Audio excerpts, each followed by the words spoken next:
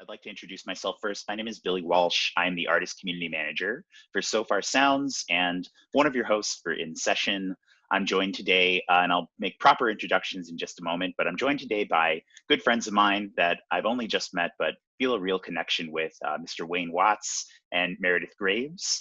I'll introduce them properly in just a moment, but before we kickstart things off today, what I wanted to do is give a little bit of housekeeping for everybody joining us. So really quickly, just want to go through some ground rules. First off, just know that this is a supportive and uplifting space. So we want to keep that in mind as we get into the discussion.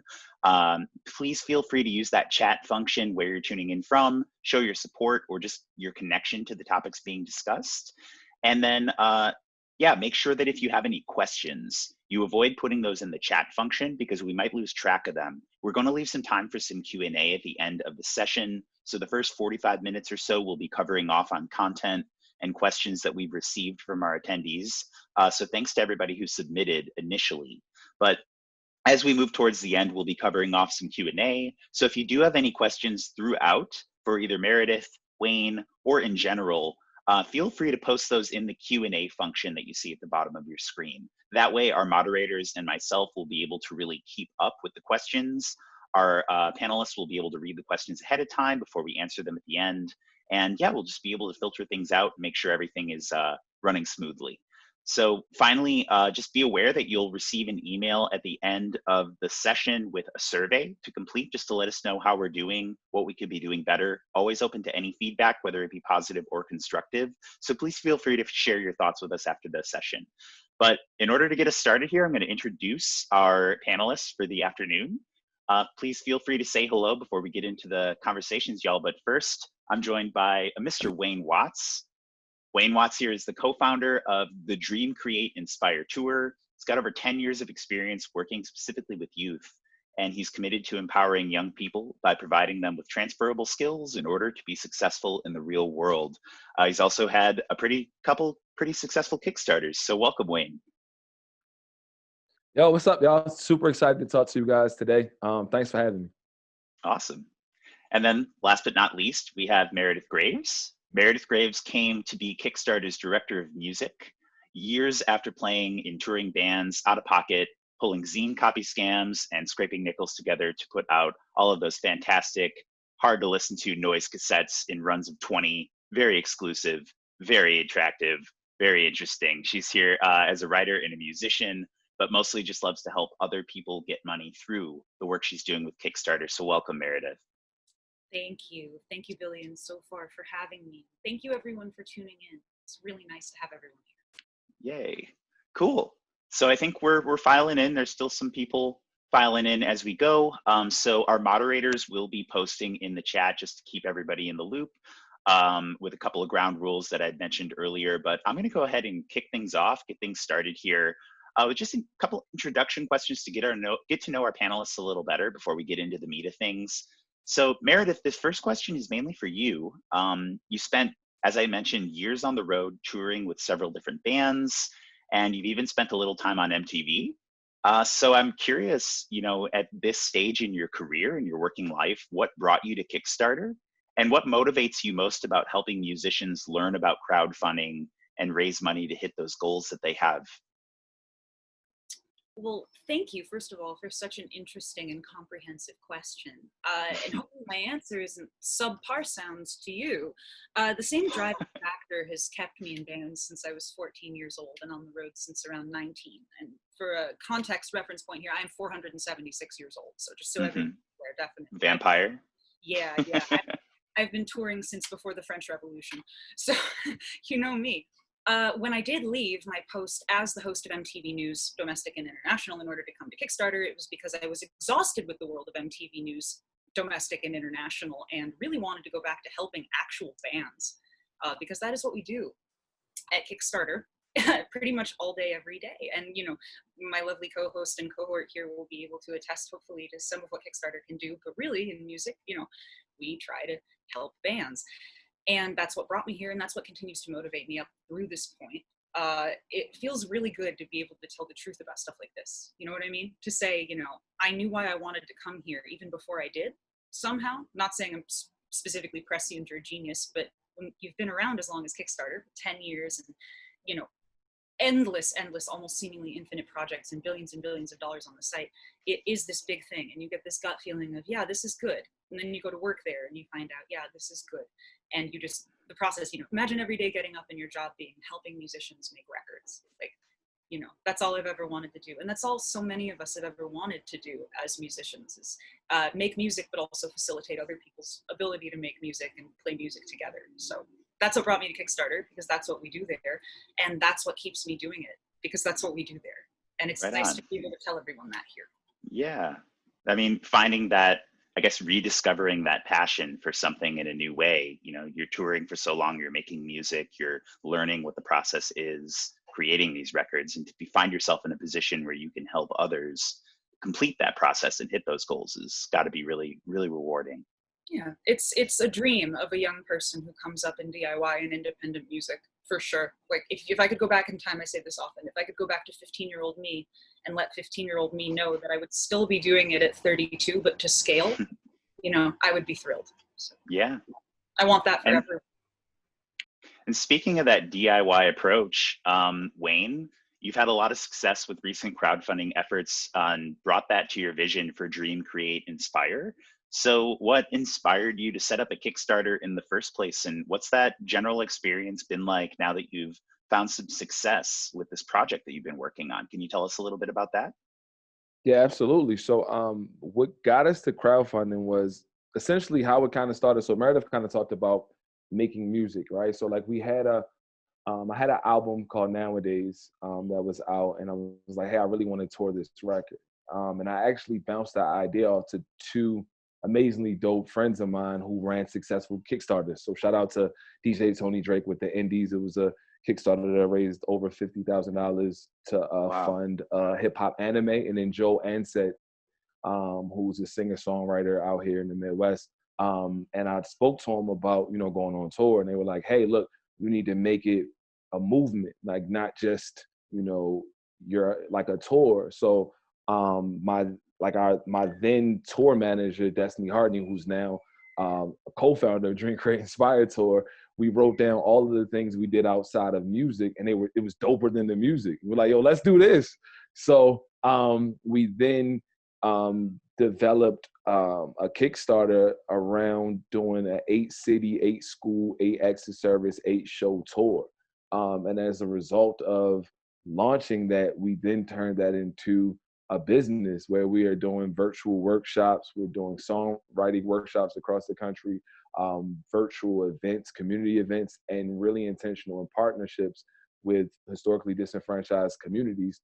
And that all came as a result from crowdfunding with Kickstarter. So yeah, man, I'm extremely grateful to be able to be on this panel.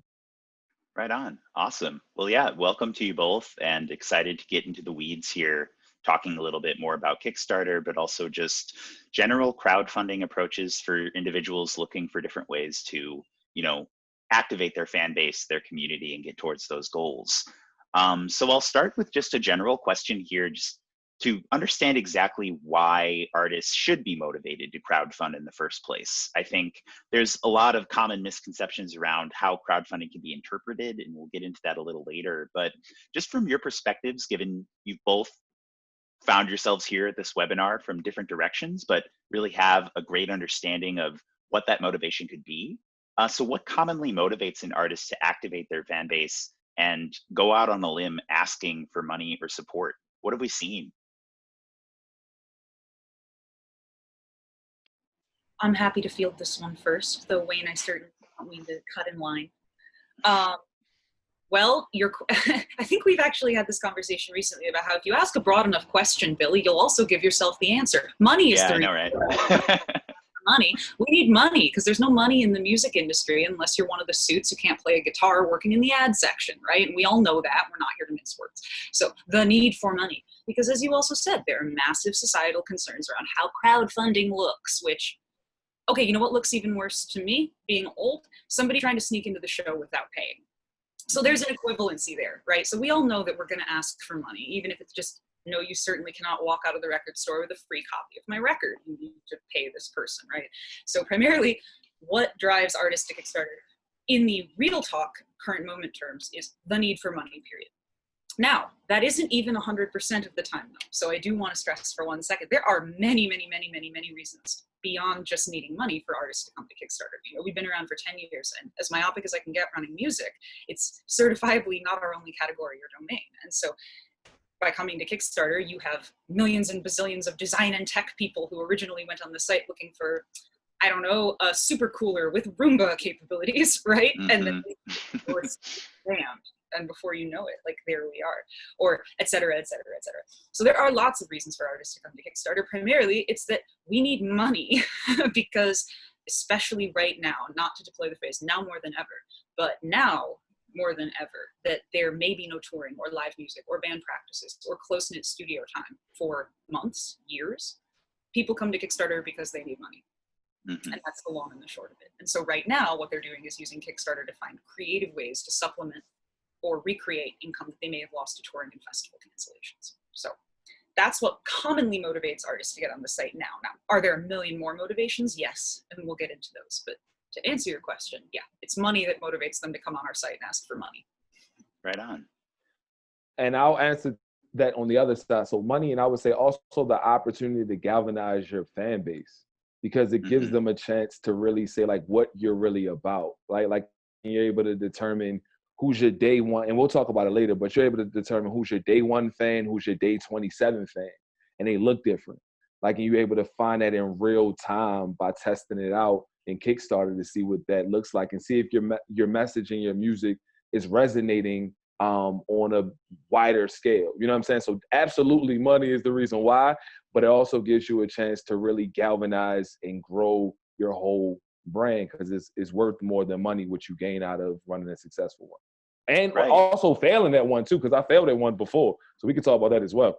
Well, Wayne, that's exactly what I was going to say is my next question. You teed me up perfectly. You know, you recently, and correct me if I'm wrong with these numbers, but I believe you hit a goal of 15K plus over 172 backers recently for Dream, Create, Inspire. So congratulations on that. That's huge. But in our early conversations, you also mentioned that, yeah, you had crowdfunding attempts that were not as successful by any stretch of the word.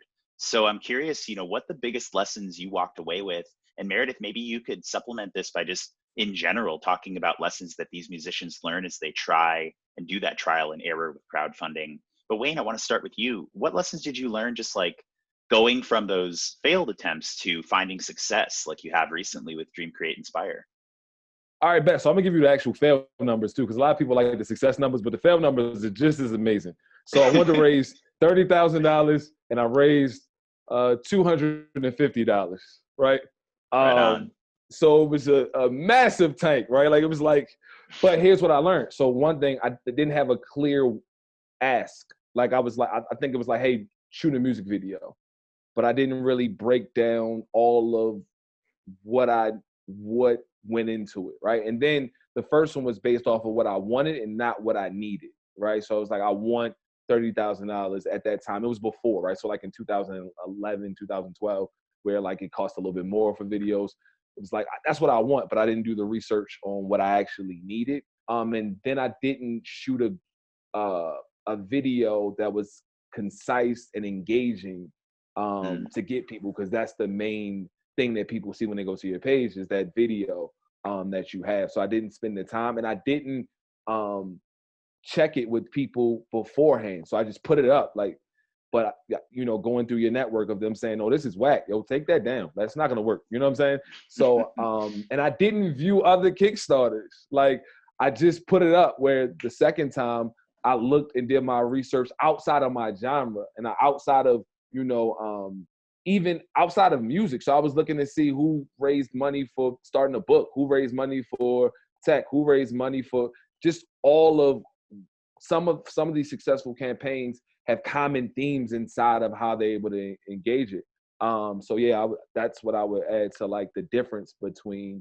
And then the last thing I would say is organization. I organized and thought it out. So it wasn't just throwing it up. It was like, this is a marketing plan that we're going to be executing and having a team of volunteers around it.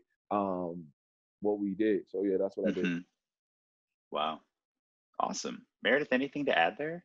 Yeah, forgive me. Now I'll come off mute to do more than just nod vigorously. It's my world. I nod a lot. You like my job, because you just explained in such a beautifully encapsulated way something that is such a rote, memorized speech for me at this point. I talk to all of my creators about it. I say, steal like an artist, and then attribute that quote to me because I now stole it from Picasso, who said it first. Right? So steal like an artist. We only survived, human beings, as long as we have as a species, because we replicated the behavior of those around us that led to success in terms of survival, right? Blow that evolutionary stance up to a macro level and you have 10 years of effective fundraising on Kickstarter. And it does not matter if you're looking at other music projects, and it does not matter if it's a success or a failure, which is not even a word I use phenomenologically and objectively, because did you fail or did you learn and then make 15 grand? Like, okay, cool. And to wit, exactly what Wayne outlined beyond that. So yeah, first of all, steal like an artist. Go in. This is how I figured out how to use the site when I started working there, right? Because I went into music and I was like, why is it showing me all these white men with acoustic guitars singing about flags? I don't want any of this. You know, I'm like, what do I search for? Well, I search for monsters. And I'm like, all right, there's film, there's design and tech, there's some rock and roll. Okay, cool. You know, I can find albums being made by people writing D&D books in our games category, but I'll find them if I search like guitar solos. You know, you go in and you look for awesome stuff. So you go in and you search for stuff you like, and then you use our save functions and you save stuff. And then you go back and you steal like an artist. Some people might look at a supposedly failed campaign and it might be the biggest success in the world to them, because they might go, oh my God, I could start a dance troupe.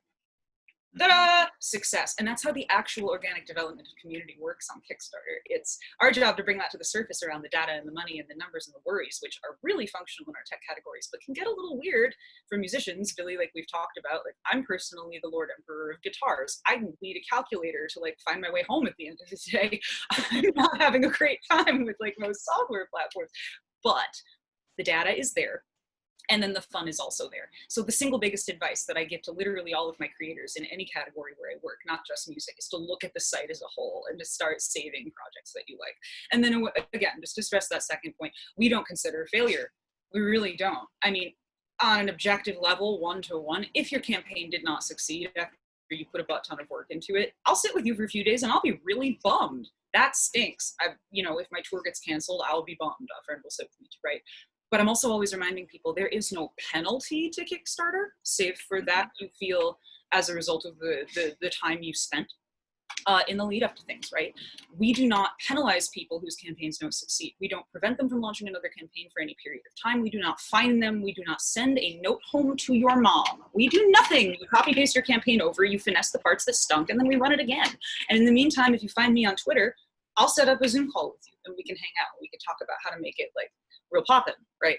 But trust me when I say, there is no such thing as failure here. There's only the copy paste feature and maybe a couple of light edits to put better pictures on your page. So hopefully that's a good answer, a good supportive answer, because it's the true one.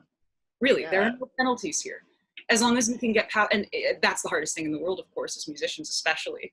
How am I supposed to, this is stage fright. It's stage fright amplified by the power of the internet and money, but, you know, you transcend that. Then we're in business. And what failure? Right. That's such a powerful message to take away from here, I think, is like not recognizing it as a failure, but more so a learning experience, and being able to do, from what it sounds like, you know, from Wayne's experience and Meredith, how you coach, two things. It's being comfortable with being inspired by other people and the comfort level of like approaching it the same way that the people you look up to who have found success have. And also reaching out for that feedback, not being afraid of feedback. If you create a video that might not be up to snuff in terms of engaging, you know, ask people about it and be open, because that's the only way that you're going to find success really in any endeavor you do, is if you're open to feedback and adapting. Your community are your backers. That's your first run of backers. That might be literally all of your backers. And to wit, again, to bounce off of the wonderful stuff that Wayne said, generally, as Wayne is assessing what didn't go well about the first few rounds, it was, I didn't ask people for help. It didn't, all of those things, but I didn't make this video like as cool as I wanted. I didn't do this. It's that feeling of like, oh, when I put my page up, maybe it didn't quite feel right to me. Like I didn't do everything I want. Like that feeling. That's why you ask your friends, is because your friends are going to be the first people to share the thing on Instagram, and your friends are going to be your first backers too. So let me stress that as well. You want community input well before you're asking them to pony up their money. So I will amplify that, yes. And that gets that buy-in too, which leads us to a question that's another pretty broad question, but totally interested in Wayne, your specific experiences, but Meredith, again, your broader experience and everything that you've seen come through the pipeline.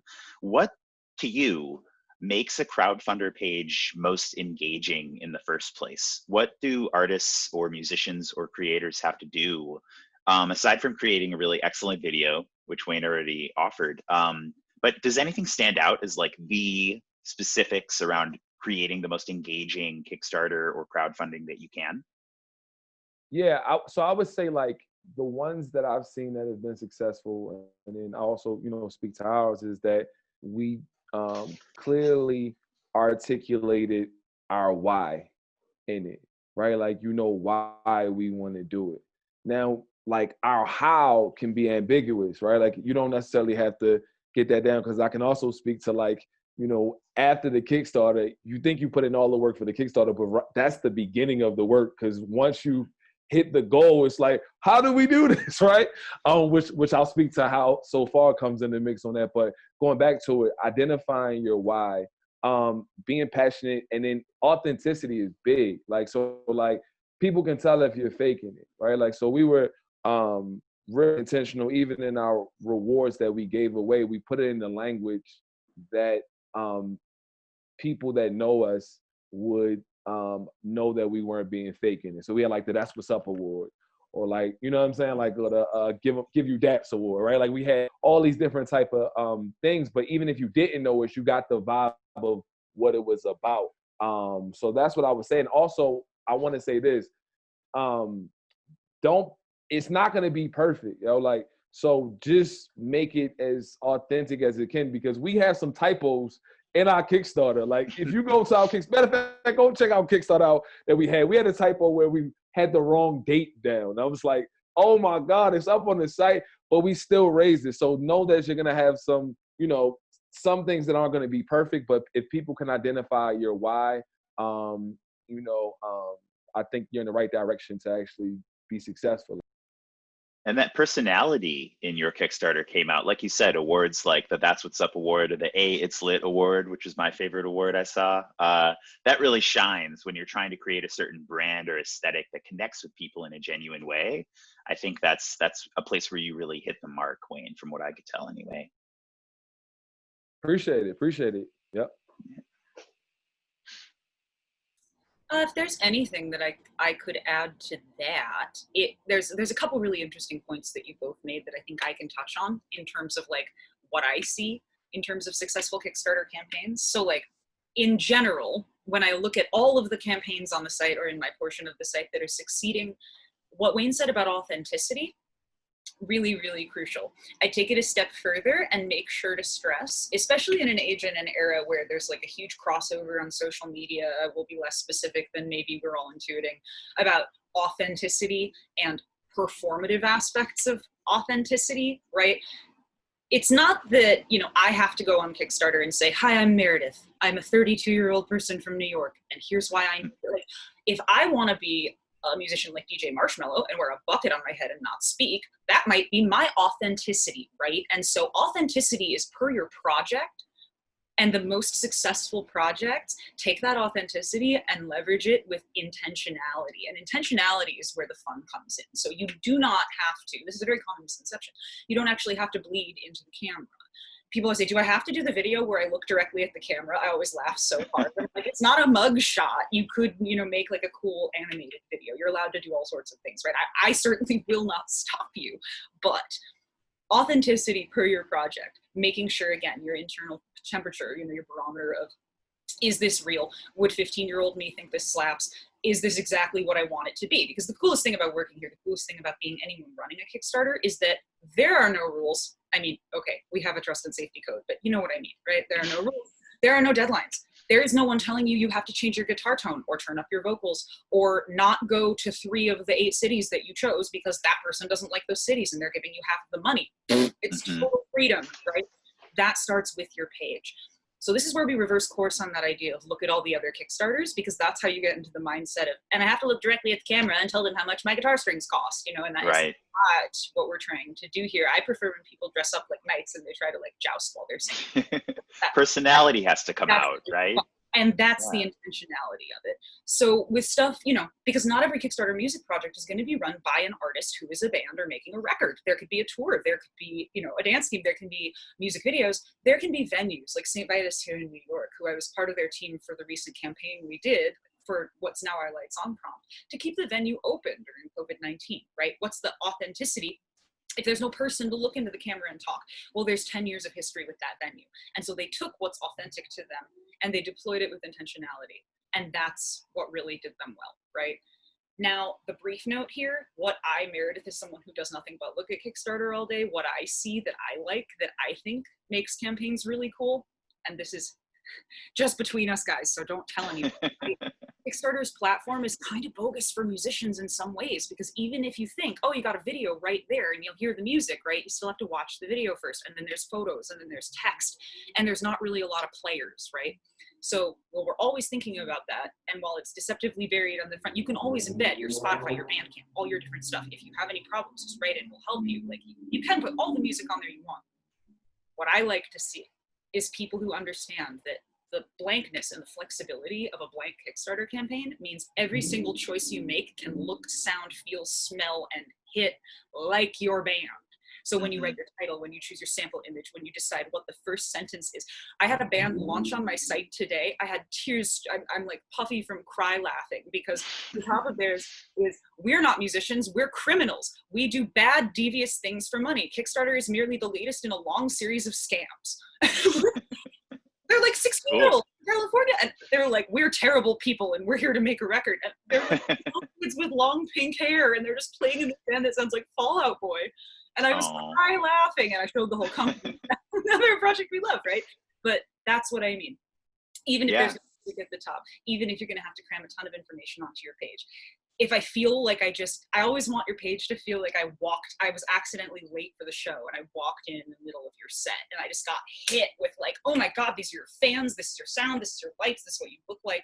Shit, this rules, you know, that's what I'm looking for. That's awesome. Yo, so to piggyback off of that, like I would say is, I think when we were looking at everybody's pages, the thing I saw was like, yo, to sell your Kickstarter, here's what I thought. You got to have a dog in there, like an animal, or a baby. Like, I'm serious, yo, because it's like the demographic who likes that just likes to see those type of things. So like the first Kickstarter video I shot, it was contrived. Like I had a dog come up to me, and I'm not like, you know what I'm saying? Like, I'm the type of person, like, if I know your dog, we cool, but like, just don't impose your dog on me. See what I'm saying? Like, we have to, just like you know what I'm saying? So like, build that trust with the dog. Yeah. Yeah. Like, it's not everybody dog. See what I'm saying? So like, but saying that to say facts, right? So saying that to say like, what happened was we then said, what is our dog? What is our baby? Right? Like, you know what I'm saying? Like, what does that look like for us? And it was the programs that we ran already and the shows that we ran already. That became that. So make sure we're showing what our dog and what our baby is to add on to that. The intentionality, you know, marrying authenticity. I really love that. And just because we're a dog friendly office at Kickstarter. I have a little dog who's kind of Kickstarter's unofficial mascot, right? It's a lot of fun. But we also have a ton of cat and baby owners at Kickstarter. And so I just want to show you, here's my favorite ever Kickstarter music project that has to do with cats. This is Kansas City's finest. These are the brothers of Radkey, and they just ran this album a while ago. These three have been playing music together since they were in like middle school. They are the shreddingest boy band in the universe. And this is their EP, No Strange Cats. And if you contributed to their Kickstarter campaign, a picture of your cat would be put in the cover. So. Oh, really? They're compiling pictures of cats? To make one big picture of a cat, and that's the album. These kids are nuts. So like everyone should really like if you want to see where cat, baby, and perfect all intersect in terms of Kickstarter that absolutely nailed it. Yes. And also just Radkey, like strong like Bad Brains vibes. Like they're the best band also. So just like listen to Radkey because they're great. I've been checking them out since you shared it with me, and they make some really incredible stuff. They're just so much fun. And this is exactly the kind of, I mean, Holly here in the chat had mentioned, yes, I want my cat on that album. You know, this is the kind of perk or reward or value that Radkey is able to bring to their fans or potential fans who think, wow, what they're doing is cool. I like their music. I love their aesthetic, but also I love cats just as much as they do. And I connect with them on that way. So my next question is all around those different packages and reward options. It feels like depending on what you're doing, it's pretty straightforward for an invention that people invest in to, pick up that book or that invention when the time comes. But with music and with performance, it can be a little different. So I'm curious, just from the wide perspective we have here, how can artists ensure that they're providing ample value through the packages that they offer? And what perks tend to offer the most bang for your buck in your experience? So the cool thing about this is that I'll already just flip the script on what you said, right? Mm-hmm. It's limited for tech people, and it's limited for people writing books, right? And so this is something that we're learning more than ever in the age and the era of live streaming. When we've been doing this, whether we're in like long distance bands or we're teaching lessons or we're doing video series or communicating with people, right? And so the biggest and coolest thing about the rewards now, musicians actually are, as I've learned, as I knew and then had cemented, some of the most capable, curious, and creative users on Kickstarter and in the world of crowdfunding in general. In general, when I see rewards hit really, really well, this is something that I can speak to that's more general. So it's not just like artist band, it's also label, it's also group, dance group, performing group, it's also a theater company. It's a lot of different kinds of projects we can get in. Things that stack. I try to get people to think about this in terms of like, if you were in the lobby of a theater after a performance, or if you were hanging around the merch table at a show, well, what are the main things music people like? Well, we like black band t-shirts, we like records, and we like pins, and we like patches. So you have the things that are those, right? But then you also have the other stuff that you're used to being around. You have a distro. So maybe there are rewards on your site where in addition to the new record you're putting out, people can get all of your other records on vinyl, something like that, or a signed record. In music, it's kind of wonderful. Now, beyond that, of course, there's access tiers, and these are things that are doing especially well right now. There's people teaching music lessons. There's being given access to archives of digital performances or live performances. There's one-on-one consultations.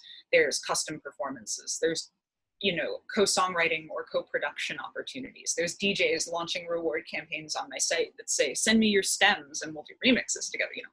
There are no limits. And this is what I mean, to circle back quickly, by musicians have a responsibility, as I see it, to iterate, because we're incredibly capable of being far more creative than we think, right? It's not as limited as we would suggest. So that's what I would say. Again, and if it seems like I'm stressing this too much, either tell me or rock with me, because I'm the person in charge of the department for now. Replicate everything you actually like about music, and you're very, very likely to succeed. Because you're right, the pervasive thing about, oh, it's tech, or oh, it's publish, or oh, it's this, makes musicians sometimes come to me or come into Kickstarter thinking we're already at a deficit, when really we love merch, and we love doing stuff like this, and we love having our friends, I know that, Wayne, when you ran events in the past, you would invite local artisans and yoga instructors and dance instructors and people to come in and share your space. That's like every benefit show ever. That's awesome. You have someone doing distro. You have someone doing a bake. Like, cool. Not that I route everything back to my own experiences, but there's a reason Kickstarter can accommodate so many different scenes and communities, right? So if you're at all struggling as a creator to come up with rewards or to think about them, think about what it is about music that you actually like, and what it is that you actually like to get, and what kind of things you've never been offered but always secretly hoped you would. And if you can play along those lines, you can iterate in a way that will just explode the site open for you.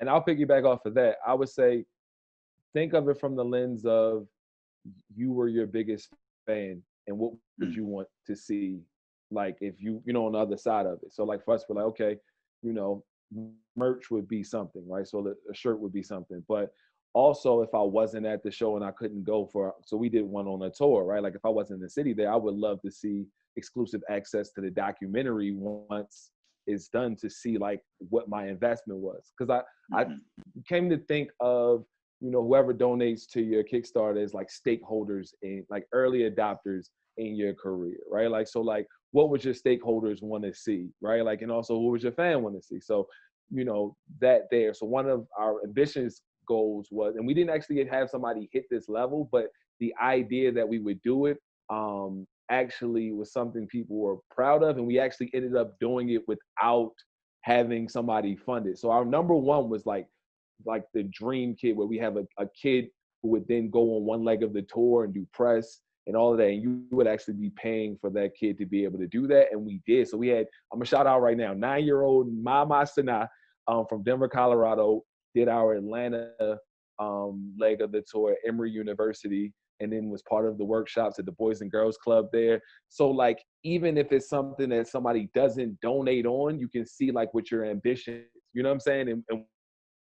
And that in itself makes it actually happen. We manifested that without actually somebody even using that option. Also, just really quick, because that's an exceptional point that I did not make about rewards. Musicians, we get trapped in this loop really, really easy. Your rewards don't have to cost you any money. They don't have to be physical things. Mm-hmm. A lot of people think, okay, I'm setting my goal, I'm going to record an album, right? And I need $3,000 to record my album, but then, ooh, if I'm going to have t-shirts for rewards or posters for rewards or all these things, well, I'm going to need more than $3,000 for my goal because I'm going to have to print them and do all this. You don't have to make anything new. You don't have to make anything you don't want to. You don't have to make more stuff for stretch goals if you've already passed your goal. Your stretch goals and your, stretch goals, rewards, these are variable terms in a lot of instances. They can overlap where we choose to allow them to. Your stretch goals, oh, hey, we broke our $15,000 goal. If we can break $20,000, column A of creators will go, then we're going to unlock a new reward tier. We're making guitar picks. Column B of creators will go, we'll send a backer only update of behind the scenes goofs from our latest music video. Both are rewards. They are totally different lifts from you as a creator. One requires you to print nothing, mail nothing, track no addresses. And you understand, per Wayne's great salient iterated point about using a Kickstarter campaign to test the temperature of your community for your work, you get to see if they think you are the reward. And that's wonderful. So I really do try to encourage people to do this too. As you get up and up, the rewards can be one-on-one consultations. They can be early access to things that will be streaming in a few weeks. They don't have to be a printed t-shirt or a record or something that makes you spend more of your own money. So that's really right. Awesome. I mean, great insight there. I mean, just the sheer number of options that musicians have to be creative on their own Kickstarter campaigns, or really any crowdfunding where they're trying to offer some value. Like, don't take for granted the fact that your fan base or your backers or potential backers might just want to cheer you on and might just want to have that recognition of knowing that you're hitting that next level of your career or hitting those goals. So great perspective to provide there. And one thing that I was reading about when I was looking into Kickstarter and other crowdfunding campaigns, but specifically focusing on Kickstarter, one of the biggest myths seems to be that you compete with other creators for funding. And in reality, there seems to be a lot of cross promotion and support across artists, especially, in the same mediums, trying to do really exciting things that they can support each other on. So Wayne, I don't know if you have anything specifically that you can share in terms of a success story you've seen or experiences working with somebody in tandem while raising funds together. But how can aspiring fundraisers, how can they network to their advantage and find that support? Absolutely. So I'll say this all the way. Once again, shout out to DJ Tony Drake and Joe Ansett and MySpan as well. So it's a couple of artists that ran Kickstarters before me, like the year before, where I was supporting them. So like I supported that Kickstarter. And then I think a couple of artists who I didn't know, I supported them doing mine. But it was a chance to be able to kind of like you said, cross-pollinate like our ideas out, because it was completely different Kickstarter. So we're not competing for the same dollar. We don't necessarily have the same demographic, but we're in the same fight together. So that's actually kind of more like your comrade than your competition. You know what I'm saying? So you're like, yo, bet you raised such and such. Oh, it's possible. Because when you see it, like when you look over and see somebody else's page and they are about to hit their goal, like, don't feel defeated like you're not about to hit your goal. Know that it's an opportunity for you to hit your goal. So that's the time where I'm like, okay, bet even if $50, like that goes a long way. Because I don't know, we'll have time, but like there's dark days in this Kickstarter run. So how it's set up, like you have certain days that you're doing phenomenal, and there's some days where you're like, I'm not gonna hit the goal. I don't know why I put it up. You know what I'm saying? But those are the days that you have comrades where you're able to look over and see that are doing the same, you know what I'm saying, the same thing, and they have just gotten on the other side of the tunnel. So I think, it's always good to be able to do that during that time. Right It's on. also, it is quite literal, right? So let me back this up with like stats, because this is really funny. So first of all, the idea that anyone would look at Kickstarter and think I am in direct competition with the toasters in this category and the Ancient Aliens documentaries in this other one is probably crazy. And I'd love to hear your album, right? So like, if you can look at Kickstarter and think, yes, I'm in direct competition with this coffee table book of Birds of the Northeast in our publishing category. Okay. Gotta take it down. Yeah. Great. But this is, if you ask my quarters, I actually talk to people at work all day. So forgive me. The idea that there is competition, right? Let me just rapidly undo that. If anybody has that, think of it this way. Kickstarter, we may have been the first to put our flag in the ground, but the first thing we did was not declare ourselves king. We opened a commune, and now there's GoFundMe and Indiegogo and Patreon and all these amazing other sites that, you know, I got homies at all those places, and we're all doing very different things. We all help each other, right? But when a big project comes on to Kickstarter, let's say if there's 100% of attention on crowdfunding in the world on any given day, and on an average day, 20% goes to Kickstarter, 20% goes to Indiegogo, 20% goes to GoFundMe, because everybody's on these sites, we're doing all the things. If a massive whiz-banger OMG project launches on Kickstarter, no matter where it is, if it's a video game, if it's an Oscar-winning film, if it's a cooler that can sing, you know, whatever the case may be, that's millions of people looking at Kickstarter. And if you have a couple people from your community that are backing that project, in addition to like the bazillion people who are coming in to back like this video game or whatever, then your project is likely to show up on all the suggested pages. Like, there is literally no competition on Kickstarter. The more people are looking at Kickstarter on any given day, the better odds everyone on the site has, because it's a massive, it's like a faucet gets turned on. And if we already have, you know, dozens of millions of people looking at our site every day, that's just millions more people looking at the site, right? So when I say a rising tide raises all boats, I mean, grab your floaties, dude. If a good video game is coming in, music's gonna do well. And I can say that because I see it statistically from the inside. So that is true. Right. Awesome. No, I appreciate the perspective there. And yeah, it is about teamwork. I mean, like you said, Meredith, and we have a few questions coming in, so we'll be getting to those in a moment. Highly encourage anybody here in attendance, if you have a question that you'd love answered, feel free to submit. We'll try to get to as many as we can.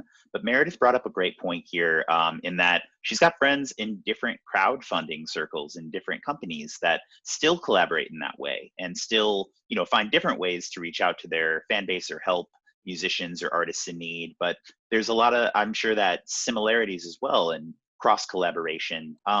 So for those that are really trying to make a decision around how or where they approach their next project, you know, sites like Kickstarter, direct to fan campaigns that might use something like PayPal, or a membership platform like Patreon, like you'd mentioned, Meredith, all seem to be viable options. But from your experience, Wayne, and from what you do every day, Meredith, what are some of the pros and cons to these things? And maybe just a high level of what artists that are trying to decide where they go should keep in mind when they're making that final decision where they should crowdfund.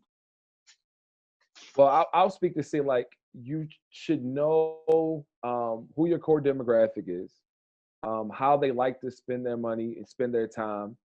Also know what your network is, like how they like to share the amazingly dope things that you do. And that then should dictate which of the sites makes the most sense for you. So if you're like, hey, my demographic is on Twitter, they are doing this, they are into that, okay, this may mean that Kickstarter or Indiegogo may be the place. And then also looking at your specific genre, looking at what you want to accomplish out of it. Because like Meredith was talking about at Kickstarter, right? Like when you have a big, the beauty of Kickstarter is when you have a big campaign come in, you then have exposure. It's like being, you know what I'm saying? It's like having an article in Billboard and you have a small one over here on the side, but now like Beyonce broke the internet. So like, because Beyonce broke the internet, now you are part of the little cracks in the internet that you can, you know what I'm saying? So it's kind of like that. So determining which site allows you to have that synergy. And I would say, do your Googles, do your research, you know what I'm saying? To see which one makes the most sense. Cool. And that's fabulous advice coming from an artist. I would love to encapsulate that and be able to hand that over to everyone that's in like Wayne's shoes at the moment, right? And so like the superfluous outside meta purview that is like me as the person who runs the music department at Kickstarter, looking at Wayne and a bunch of people like Wayne that are walking around, what I talk to them about, because there's a really common misnomer. I tell people, like, I know people who work at Patreon. One of my closest friends does his podcast on Patreon. I give like $60 a month, signed up for all sorts of stuff. People are like, what? And I'm like, if you think even for a fraction of a second about what the two sites do, you can immediately see that there is literally no overlap whatsoever. Why would we not be best friends if we have everything in common, which is that we want artists to get money and not have to go through terrible corporate channels to get it, right? So meta purview here is for artists who aren't where Wayne is yet, which is to say, at least with regard to, and I'm not at all trying to speak for you, forgive me, but just for the sake of the project, because you ran it on Kickstarter, Wayne was ready when he launched his campaign to say, I'm doing a Kickstarter because I have one creative project and it's this one. It's this 8-city tour, right? So if you're not there yet, figuring out what it is you actually want to do is what's going to route you to that. So this is just a slightly more meta view of exactly what Wayne said, right? So are you signing up to do a project, or do you want to be represented as an artist? One is singular. You may want to do Kickstarter or GoFundMe. The other is ongoing. I am Meredith, an artist, and I am a writer, and I'm a musician, and sometimes I like to write newsletters at 3 a.m. If you want any or all of those things, because I do them all the time, Patreon may be the way to go. But when I'm ready to take 12 months of my short stories and my newsletters that I wrote for Patreon, whack them all into a compilation, fine bind it, and run that as a campaign, I come to Kickstarter. If the factory where I'm making the beautiful books of my newsletters burns down, I go to GoFundMe.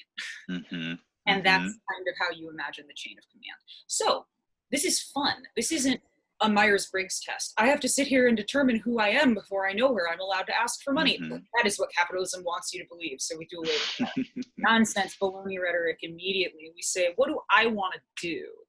And so, for instance, if I'm going to do a podcast, I think, all right, I'm going to do a podcast. Now, do I, Meredith, really need a big whack of money up front to do a podcast? No, I can record a video over Zoom and I can talk to my friends Billy and Wayne, and that's episode 1, right? So really what I want is Patreon, because I need to get the data of how many people want to see episode 1.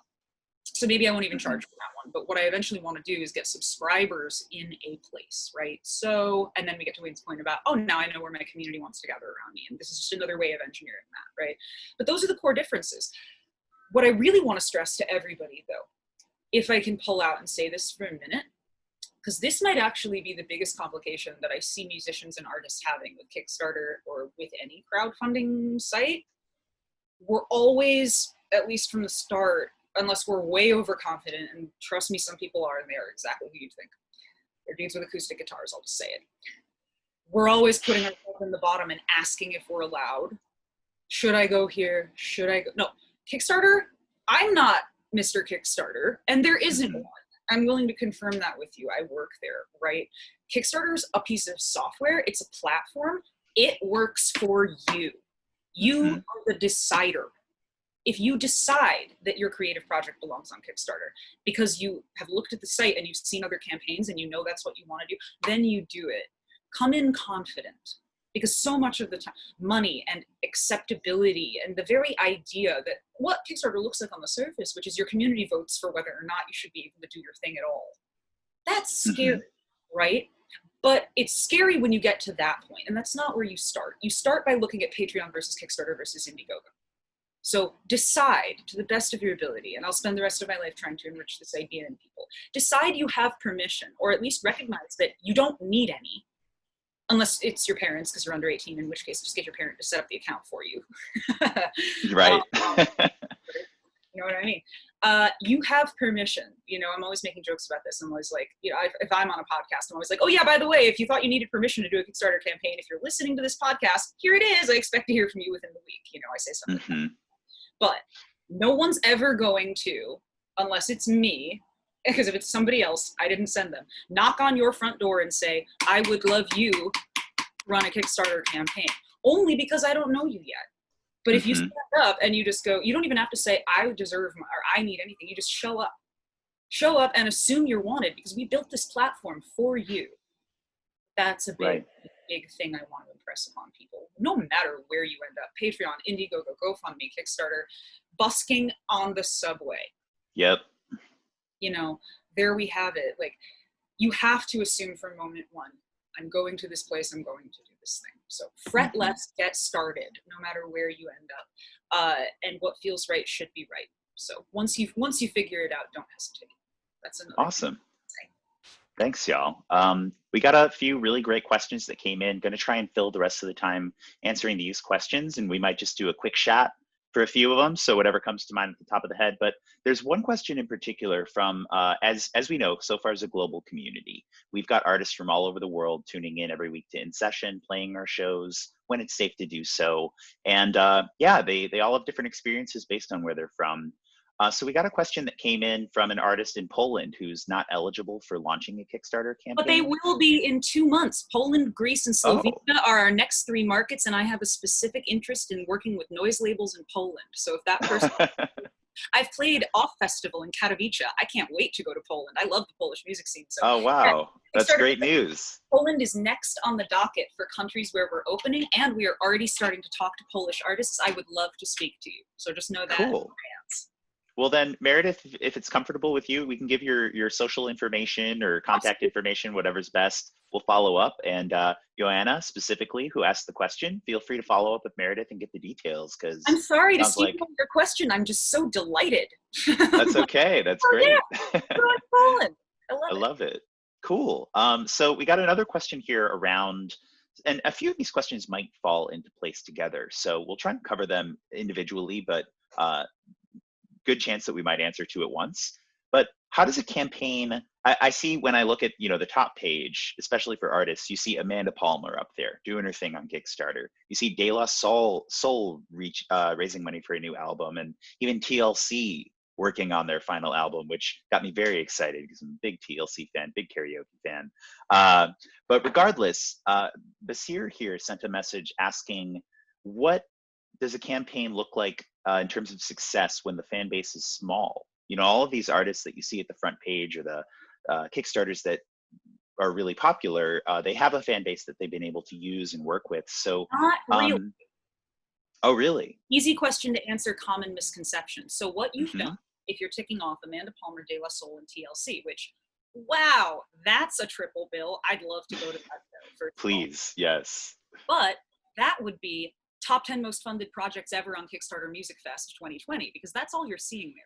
You're seeing the most funded ever projects. Some of those were 8-9 years ago, right? Most of the artists on Kickstarter Music are raising between $5,000 and $25,000. They are supported, they are beloved, and they're succeeding day after day after day after day. The biggest because remember, okay, so here, if this makes you feel better, remember, I'm literally the person in charge of the department, right? I know those people have record deals and they don't need very much help, right? And I can joke about that because I did not work here when those, oh my God, I would have loved to help De La. I would have sacrificed a small, less important digit to help De La, right? That's my life. But those are the most funded projects ever. Sort differently. Go into our search and search for most backed projects ever, because you will find projects. So what equals support to you as a musician? Rhetorical question. Do you need $5 million to make an album that you originally had a $5,000 goal for? Or do you want to make sure that 5 million people have backed your album, which would put your first day sales over twice Taylor Swift? Right? So don't look at money. Money has reverse shot. Think of all the garbage you hear on the radio, and then think about how annoyed you feel when you think about how much money those people get for being in like Target commercials or whatever, right? Money is not an indicator of success. Money is certainly not an indicator of making quality music. Don't look by money, because then you're going to see artists that have had decades of industry support who we love, like De La and TLC and Amanda Palmer and Murder by Death, right? You'll even see Carl Sagan, rest in peace. You'll see the Voyager Golden record, right? That is ludicrous. The coolest band that some of us have ever heard is a local band we remember from when we were 14, who never went anywhere bigger than our state, right? it's never been about money. The disproportionate way of looking at money in the music industry is how we got into the mess that resulted in us making a world called Kickstarter where people can fund this kind of stuff independently. So resource research and recognize that what you're looking at there is not what most people on Kickstarter are doing. It is those 3 to 4 standout projects, most of which were run several years ago, all of which are standout specifically because they were run by artists who've had decades of institutional support. So take a deeper look. Look at what's the most newly launched. Look at what launched today. Look at what launched in Japan. Look at what different demographics. Look at what launched within 100 miles of you. Look at what launched in games. You know, that is what's going to show you Kickstarter. It's so fabulous that we have these major artists coming to us once in a while. But I'll tell you about like the LARP band from Pennsylvania, who they're the ones who joust while they're trying to play. You know? And they have thousands of fans as a result of running 5 or 6 campaigns that made about 10 or 20 grand each. You know? And I'll piggyback off of that. So what I'll say, like, it also then the credibility that you get from launching a successful campaign then walks you in other rooms. So like we did that, we launched that, right? Like, so we launched the Kickstarter, but then it got us to be able to then do South by Southwest as a result of it, right? So, and then being able to say, you know, having 172 backers and having backers that were giving $5 and $10 here really shows that you're getting it out the mud. So like, it shows that like, hey, you're not backed by a corporate entity. So like, you are really funded by the love of what you're doing, and it really resonated with the real people down there. So that then allows you to then say, okay, as a result of that, then you may be able to get funding for something else. So now, like for the podcast that we launched, we can then have sponsors because they saw, okay, you did this from Kickstarter, which then leads you into them being able to do press around it. So it builds this whole thing. So like I told you, like the idea to do the Kickstarter was like, hey, you know what? I got an album out. That changed the whole trajectory by saying, okay, making a movement. And now we are in cities across the country. We actually are doing workshops in youth detention centers across the country where we're pairing up those who are incarcerated writing songs with musicians outside to then, so they learn IP through the kid writing it, and then, hey, this got placed to this artist here. This is what this looks like. So all of this came, you know, the impact came from being able to do Kickstarter. And I'll say this, I said this before you guys all hopped in. I found Sofar through Kickstarter, because once we did Kickstarter, it was like, oh, how are we gonna do this? And then I was introduced to Sofar from running a successful Kickstarter. So I wouldn't have even been able to meet Sofar had it not been for Kickstarter. And I wouldn't have been able to fulfill my Kickstarter had it not been for Sofar. So just want to let you know what you define impact at. You know what I mean? Is the most important thing to see what you say was successful for you. It's been so great to hear from the both of you. I can't believe how quickly the hour has gone by, and thank you sincerely to everybody who submitted questions. Apologize we weren't able to get to everyone's questions, but we'll be including contact info and just follow-up information for both Meredith and Wayne. If you have additional questions, they're both extremely genuine, wonderful individuals that I've recently met and brought many questions to that they've answered right away. So I have no doubt that they're totally willing to take your questions. So we'll be following up with that survey, contact information, and how you can learn about more in terms of what Meredith does at Kickstarter and how she might be able to help, as well as Dream, Create, Inspire, the excellent foundation that Wayne is laying across the country with that project. So look out for more information there. Additionally, for In Session, we've got a great Q3 lineup of programming coming your way, covering topics like music law, social media campaigns for artists, radio play, all of these good things. So please stay in touch. Keep in mind that our new schedule is dropping week in and week out. So keep up with what we've got coming up in RSVP. But again, thank you so much to everybody who joined us today. Thank you so much to our guests, Wayne and Meredith. Really appreciate you. And any last words to say before we sign off for the afternoon? I do. So if you're an artist interested in working with young people and older people as well and want to utilize your talent, we can use you. So please reach out to us at the Dream, Create, Inspire Tour on IG. We're all about taking your creativity and being able to use that to inspire other people. Awesome. I have nothing new under the sun. Just allow me to stress that, hi, it's me, I'm here. There's one of me in every category and 100 more of us running the engineering departments. Kickstarter, no matter what it looks like on the surface on any given day, big project, small project, their project, your project, it's people and it's artists who run the company. It's me and it's my friends and we work there. And we so desperately believe that your art should exist in the world. And we really want to help. It's literally what we do all day long. So if you're even thinking about it, trust me when I say, I think Billy, you know, for as recently as we've met each other, I would be willing to bet that you'd be willing to back me up on the idea that I am allergic to BS and have no reason to say it ever in my life. Oh, yeah. I would not want to, right? And so when I say that, like, you're all welcome in our house, I mean, like, just give me enough advance notice so I can have pie ready. Like, come hang. We want your art, please. We want to help you make sure it exists. You're both amazing people, and thank you so much for joining us. This has been In Session, all about crowdfunding, and my name's Billy. We'll see you next time, and thanks again for joining us. See you later.